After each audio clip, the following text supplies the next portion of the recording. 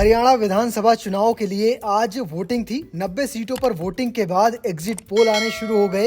Exit poll में जो आंकड़े निकलकर सामने आए उसने सभी को चौंका दिया है। फिलहाल जो एग्जिट पोल में कह सकते हैं एक बहुमत निकलकर आई है वो इस बार कांग्रेस को लेकर आई है। जी हाँ, एग्जिट पोल ये दावा कर रहे हैं कि इस बार हरियाणा में प्रचंड बहुमत के साथ कांग्रेस सरकार बनाने जा रही है। आपको बता दें कि हरियाणा में पिछले 10 सालों से भाजपा की सरकार थी, लेकिन अगर बात करें एग्जिट पोल के आंकड़ों की तो सी वोटर की माने तो कांग्रेस को 50 से 58 सीटें मिलेंगी, बीजेपी को 20 से 28 सीटें, वहीं जेजेपी को 0 से 2 सीटें, वहीं अन्य के खाते में 10 से 14 सीटें हो सकती हैं। अगर बात करें रिपब्लिक मैट्रिक्स की तो उसके मुताबिक 55 से 62 सीटें कांग्रेस को मिल सकती हैं, बीजेपी को 18 से 24 सीटें, जेजेपी को 0 से 3 सीटें, वहीं अन्य के खाते में 5 से 11 सीटें हो सकती हैं। अगर बात करें पीपुल्स पल्स की तो उसके मुताबिक कांग्रेस को 49 से 61 सीटें, बीजेपी को 20 से 29 सीटें, जेजेपी को 0 से 1 सीट, वहीं अन्य के खाते में 5 से 8 सीटें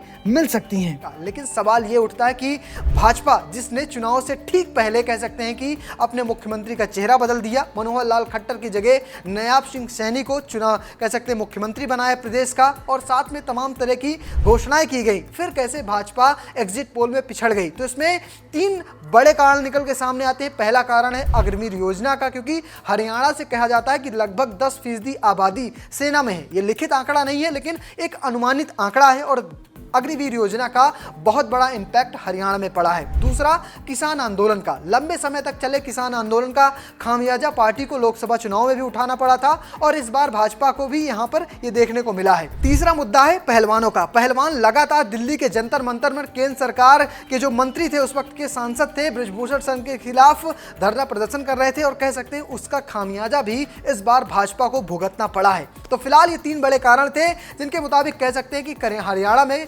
भाजपा को इन्हीं वजह से शायद नुकसान हुआ होगा। फिलहाल आंकड़े जो एग्जिट पोल के उनके मुताबिक कांग्रेस की सरकार बन रही है। तो फिलहाल आप कैसे देखते हैं इस खबर को? क्या सच में कांग्रेस की सरकार बन रही है हरियाणा में? नहीं, कमेंट बॉक्स में जरूर बताना, और पेज को फॉलो करना, चैनल को सब्सक्राइब करना बिल्कुल मत भूलिएगा। धन्यवाद।